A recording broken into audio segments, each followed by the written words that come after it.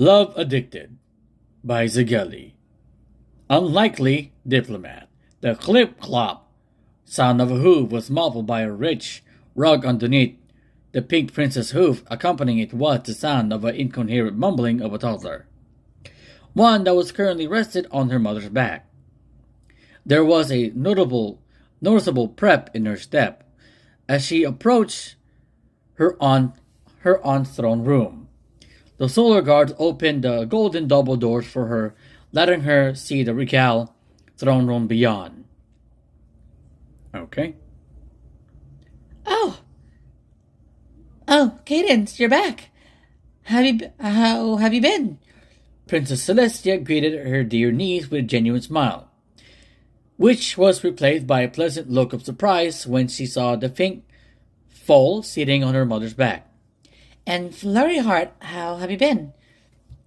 The foal responded by taking off into the air, quickly zooming towards the solar princess, giving her the biggest hug she could ever muster. Auntia, it's so good to see you. We've been great.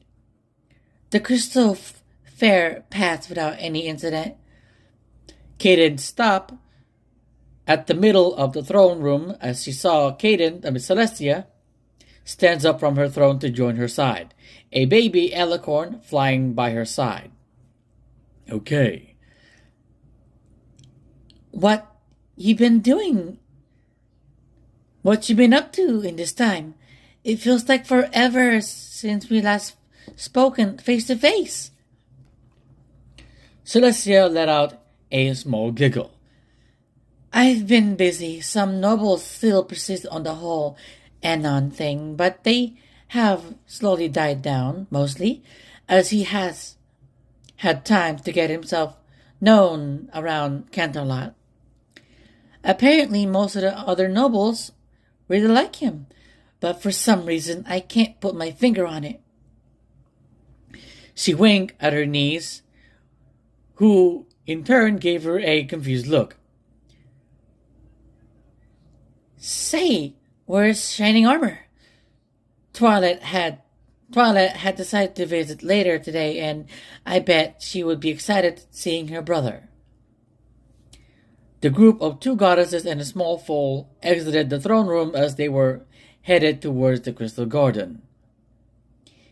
He's been busy with catching up with a few old friends of his.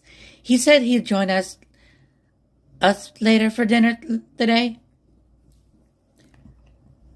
As they traverse past the ludicrously rich-looking hallway and many stone-faced guards, one of them seemed to recall at seeing Princess Cadence, but otherwise didn't speak up. It seemed that neither of the goddess noticed due to the foal flying over the both of them heads, in circles, giggling all the way, while both of them were locked in a discussion. By the way, what do you mean with the fingers thing you mentioned? Cadence questioned her aunt, a look of curiosity on her face. I hate everything. Celestia slightly faltered in her stride, but didn't physically react otherwise. I was talking about Hanon's services. What services? The throughout look of confusion in the alicorn's face was all the evidence needed that she truly didn't know what Celestia was talking about. This time, Celestia stopped in the middle of the hallway, turning her head to look at Cadence. You've been seeing Anon for his service for the past 2 months. You've come every other week for a day just to him give you scratches. Celestia's eye narrowed at the increasing befuddlement of the pink princess. But I've been at the Crystal Empire for the past 3 months. I've been busy to visit, What do you mean with scratches? Sensing the tension in the air, Flurryheart carefully landed on her mother's back and took cover behind her neck. Suddenly, Princess Celestia's horn glowed in a brilliant golden light, and instantly many of the solar guards passing by stood up at attention before either rushing off deeper into the crystal wings of the castle or standing at attention next to the Princess of the Sun. Now flanked by 5 similar-looking white unicorn guards, Princess Celestia turned around. Come, follow me. To that, the pink alicorn wasn't on the edge by this sudden situation would have been a lie. Auntie, what is wrong? Her walking speed faltered, but the royal guards behind her forced the pink mare to keep up the pace next to her aunt. Flurryheart bubbled something incoherent to her mother, who then nuzzled her cheek, comforting the small foal. We need to have a conversation with Anon to confirm my hinge. Celestia turned to the opposite direction of the Crystal Garden and headed deeper into the royal wing. Cadence, Flurryheart, and the Crystal and the Royal Guard in tow. Okay. A pink ear flick under the pressure that a certain hand was giving its attention to the a pink ear flick under the pressure that a certain hand was giving its attention to. A soft hum accompanied each little movement of the fingers as they move in a tandem. With the other hand currently giving its attention to another fluffy pink ear. 2 adorably large eyes of the Princess of Love were shut in bliss. It was almost impossible for her to keep them open for a second under assault of his hand. You really have to treat a mare, don't you, Anon? Her sentence ended in a soft purr as she leaned her head deeper into his hand.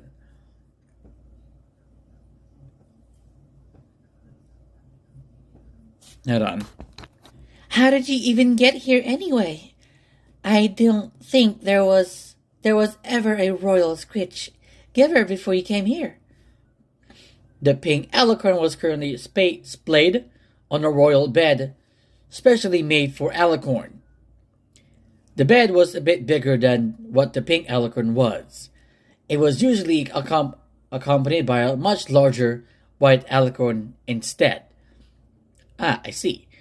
The room they both reside in resembled many of the royal guest room, but this one had an additional bedroom next to the main room. This was due to the fact that this spacious room was Anon's workplace. He often pampered both Princess Luna and Princess Celestia. Princess Cadence only recently had found out about human extraordinary skills. Anon brought his hand to scratch at the bottom of her chin. But before he could respond, the door to his workplace was flung open and Princess Celestia casually walked into the room. What is going on here? Her eyes narrowed a bit when her eyes meets Cadence. Oh, Princess. Oh, Celestia.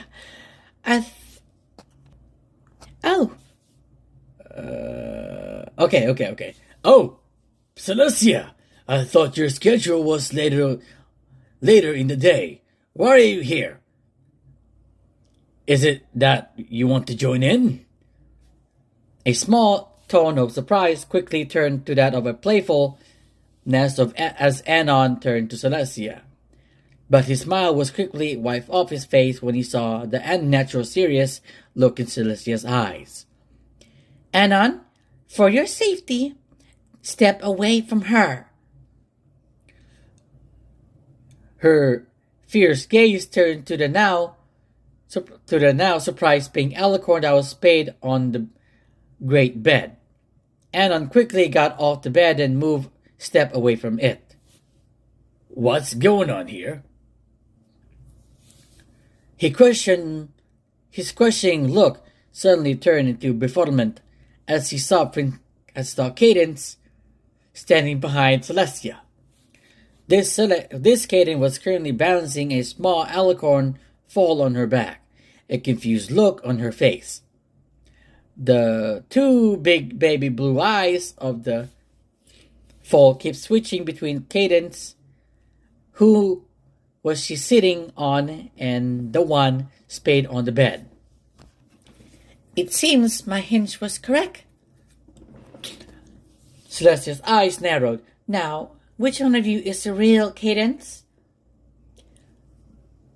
Celestia's horn glowed, and Cadence behind her was brought forth by her magic. The small foal was picked up as well, and this was deposited on the white furred alicorns instead. The foal reached out to Cadence that was sitting on a few seconds ago, with her tiny front hoof. Can someone explain what's going on here? Anon gestured at the boat Princess Cadence in front of the bed. Both looked confused at the sudden situation they were in. One of these Cadence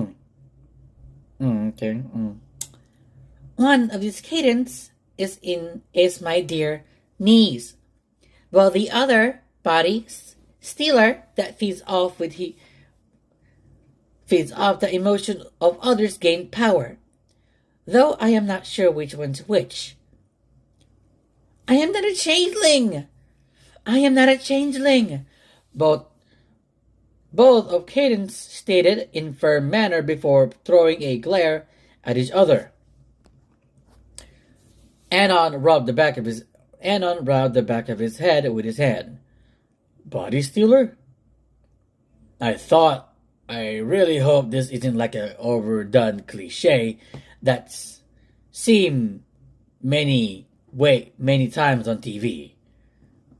When all of equine occupant in the room gave Anon a confused look, he sighed. Right, no TVs.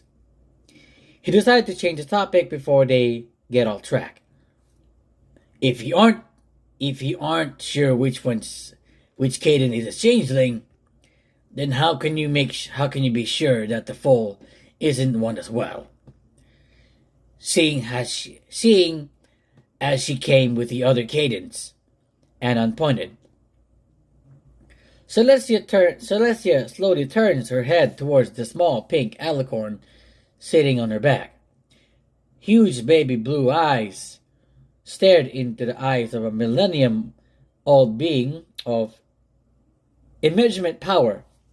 A small glint could be seen inside of a full pool of light magenta eyes as Celestia eyes gaze into the eyes of a small foal. She then turns her attention back to the two Cadences, yeah. I'm certain that she isn't a changeling. How exactly? And if you are, then shouldn't be that credibility towards the Cadence that came with her? Anon raised a brow in a questioning manner. I'd like to call a great aunt sense. I'd like to call it great aunt sense. I don't know. Sense. I could feel that she isn't a changeling. Seriously? Seriously? If this situation was kind of a story, it would sound like a poor excuse to further the plot. Anon crossed his arms and shook his head in discontent. That can't be truly, right? That can't be truly be it, right?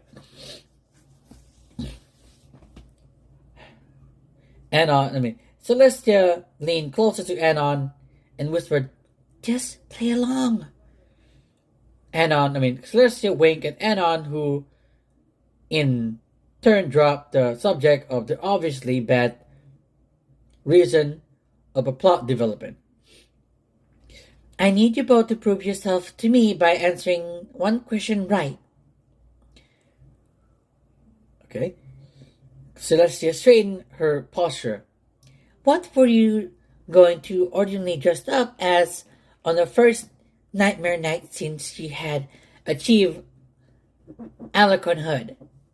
A deep blush showed on the face of Cadence, who had brought Flurhart for visit, but the other Cadence intimate the same expression moment after the first. A smug face crossed Celestia's lips as she looked at the guilty Cadence. A smug smile crossed Celestia's face as she looked at the guilty Cadence. "You can let your disguise down now. I know it's you." The blush of the other Cadence was replaced by a frown as she enveloped in bright green flames. When the fire subsided in the place of an alicorn of love, instead the dark queen of a changeling, Queen Celestia. Her green eyes narrowed at the Princess of the Sun. "Chrysalis? What are you doing here?" Celestia's tone that was light surprise. I never thought you had the guts to try and impersonate Cadence again. Tell me, was it a part of another invasion attempt onto Canterlot?" Okay. Chrysalis chuckled. "How perspective, of course it was. Of course it was. Well, it was at first, but I realized a boundless reserve of love that your dear friend Anon possesses. I realized that all invasion of Canterlot wasn't worth when there was such an easier way to obtaining love. Do you even know how much love he produced as he gave those amazing scritches and head pats? He practically oozes love. He could fully feed at least 1,000 changeling in a few hours." "So you're here for just Anon?" Celestia asked. "Obviously." Chrysalis responded with a wide grin. It was a grin that didn't show any ounce of defeat, as if she had a backup plan on hoof. "If you're planning on fall napping him, then I'm afraid I can't let you do that." Celestia glanced at both Anon and Cadence next to her. Huh? Huh? My grandma was right. I guess I am really good with women. Ha ha! Ha ha! Anon chuckled. Old mares took a quick glare at Anon before getting back to their intense conversation. "Now that you mention it, he would be extraordinarily good asset to have, not to mention it would be probably crippled the entire monarchy of Equestria if we didn't get your daily pampering session." Celestia's eyes widened at the mention of the incident. "Of course, it had to be you who saw it." Celestia gritted her teeth. At the moment, it seemed that her eyes really did not want to look at the Queen of the Changeling. Auntie, what is she talking about?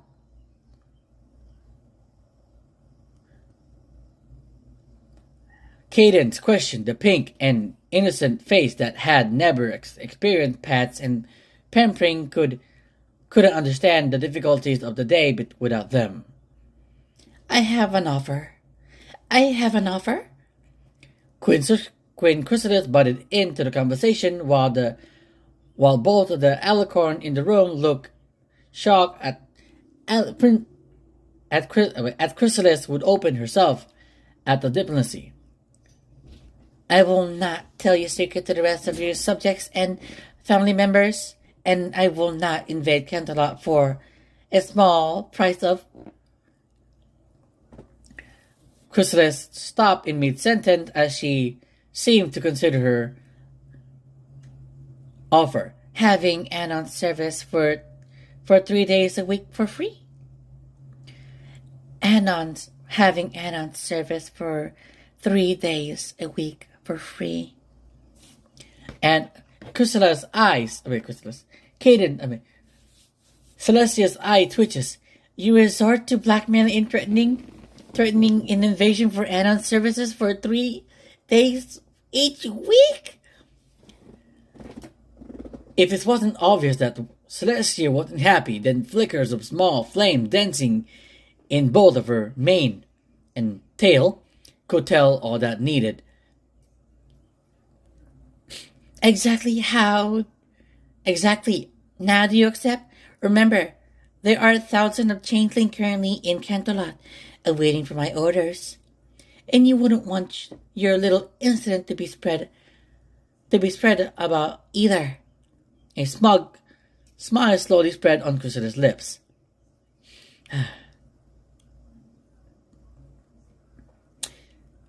Do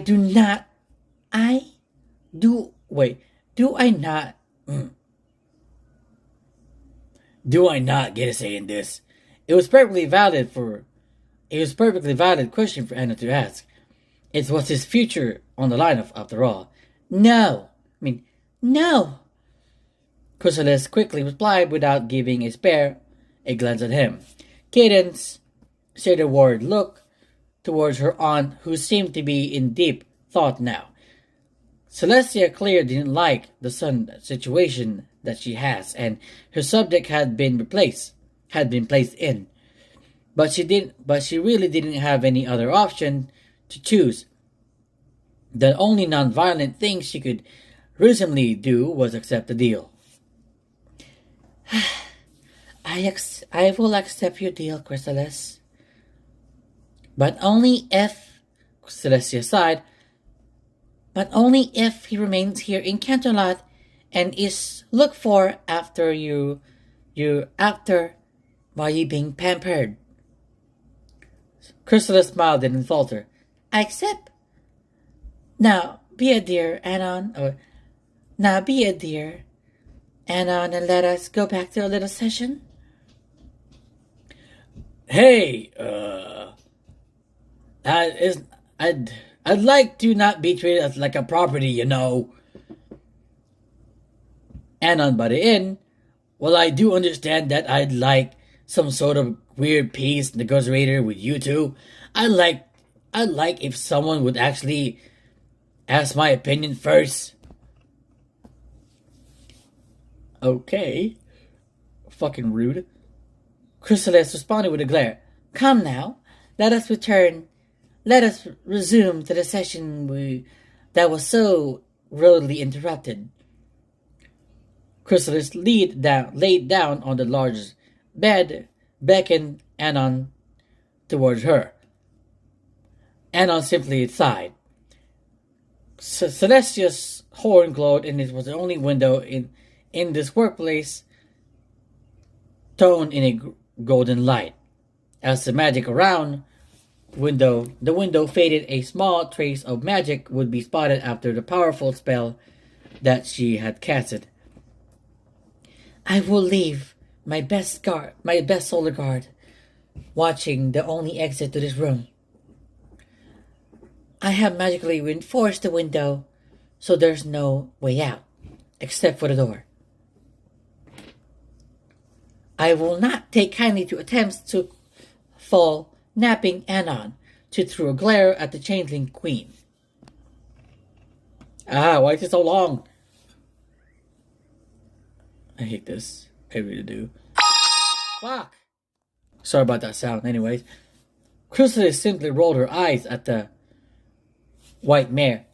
I have no such need when I simply gain all the love I want from Anon right here and now. And provided that you stick with your side of the deal, I will not have any needs to fall nap him. She flashed a smile at the old alicorn, her sharp teeth glint in the ambient light of the room. If you truly don't believe me, then I will make us a magic pact. I will not attack Canterlot, fall nap him, or tell your little secret for as long as Anon supplies me with love, and you will get me a pampering session from Anon thrice a week. In return, you will not have to worry about us attacking you again. Chrysalis' horn lit up in a green flame as she pointed her horn towards Celestia, who seemed to be thinking this answer through. After a few seconds, she sighed and brought her white horn down to touch upon the cracked black horn of Chrysalis. Both of the horns were enveloped in a greenish-yellow flame. Then with a flash, they both pulled back as the magic contract was sealed.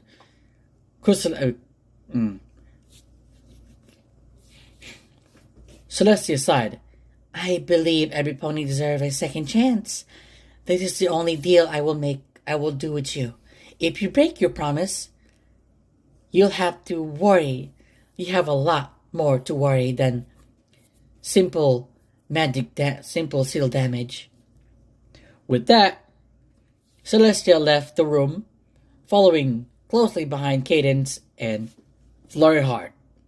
As Anna wearily resumed his pampering session with Chrysalis, he noted that he seemed to be much more relaxed now that the deal was over and done with. A small chuckle escaped the big bug as his hand ran over her chinnings. I don't know.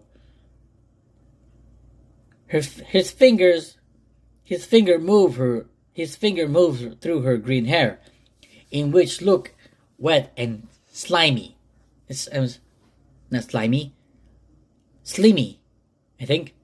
But actually, it felt like any other mane on a pony. His hand eventually found their way on the top of her head, where he slowly began to massage with one hand on a pat her with the other, eventually massaging chain to chain scratching. Anon could see a slight pink of glow in Chrysalis' half-closed eyes as she shrunk deeper into the bed. Her insect-like wings buzzed from enjoyment. You're just a love bug, Anon warmly said as he moved his palm underneath her chin, scratching at it with 4 of his fingers, with a thumb slowly moved up and down her cheek. He noticed that Chrysalis' cheek was surprisingly soft as he slightly moved to the soft, near skin-like chinnings, around with his thumb. And it's pretty adorable. Never call me that again. Never call me that again. Chrysalis barely whispered through the haze that had taken over her brain. Her mouth was slightly open and a pink glow emanated from within. Then Then a thin wisp of pink energy was slowly began to pull from Anon's hand. Anon's hand tingled from the sensation that he was otherwise fine with it. You come with the built-in LED? Lights too? Cool. He remarked after he lifted his right hand up to his face, seeing a pink energy have leave through his hand and slowly began to move her mouth. What? What? Chrysalis hadn't had a hard time keeping herself awake, as if there was a large quantity of magic inside his hand, magic that could make even the most angry insect a harmless bug. Her wings had slowly stopped buzzing as her body relaxed under the continuous assault of headpats. Her eyes slowly closed, and her head lowered on the bed. The last thing she could feel was the soft touch of Anon's hand on her head. I see. And there was a note too by the author. It seems that there's going to be a continuous chapter resides from based around like Flurry Heart and Cadence, and stick around with that. And I have another chapter with it too as a bonus. I will read it to you. Yeah, I'm gonna read it to you. It's gonna be a long one too, yeah. So, strap in for a ride. Love Addicted. Bonus chapter, non-canon. Celestia hummed as Anon massaged her head. His fingers expertly moved through her mane as if she had been doing this for years. Celestia could feel her headache vanishing already. I can never get over how good you are at this. Anon swore that he heard a purr escape from Celestia's throat, but he didn't comment on it. He simply let a small smile form on his face. Are you sure you've been only doing this for 5 weeks? The chipper voice of Celestia asked. Anon put some pressure on the base of her ear, soliciting yet another hum. I guess I'm a fast learner. His hand slowed down until they went still. He removed them from her head. Celestia adorably patted at him, her eyes begging for more. 5 more minutes, please. Celestia tried using her trump card on him, the puppy dog eyes, but they wouldn't work this time. I'm sorry, Princess, I really need to go. Twilight has been asking me for weeks to clear up a day for her questioning session. If I don't go, I think she might go insane. Besides, she went through all the trouble of traveling here just to question me for 2 hours. I don't think I can keep up with her. I can keep her waiting.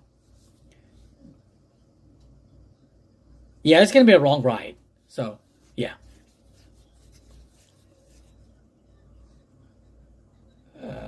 Okay. Anon chuckled. Anon looked through the balcony window at the sky outside and chuckled. A playful tone came from Celestia. I think you can spare a measly 5 minutes, don't you? Accompanying her playful voice was the sound of something metal cocking back. It was a sound that he didn't expect to hear ever again. Hell, he was sure it was impossible to hear that in Equestria. 5 more minutes. 5 more minutes. Came an innocent voice from the corner of his vision. Okay. 5 more minutes? Came an innocent voice from the corner of his vision. He slowly turned his head towards the solar princess, and his blood ran cold. Hey, Tia, let's let's not do anything rash here.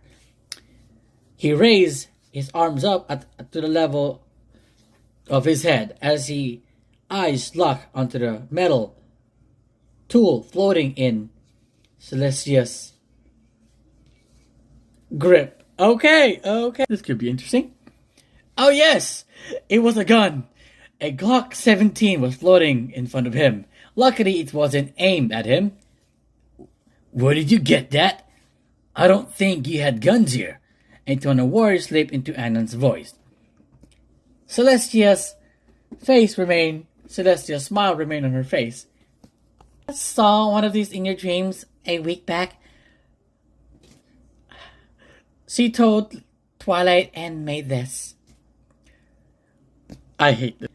Celestia calmly explained as if there was nothing wrong in giving Pony's gun. Bet.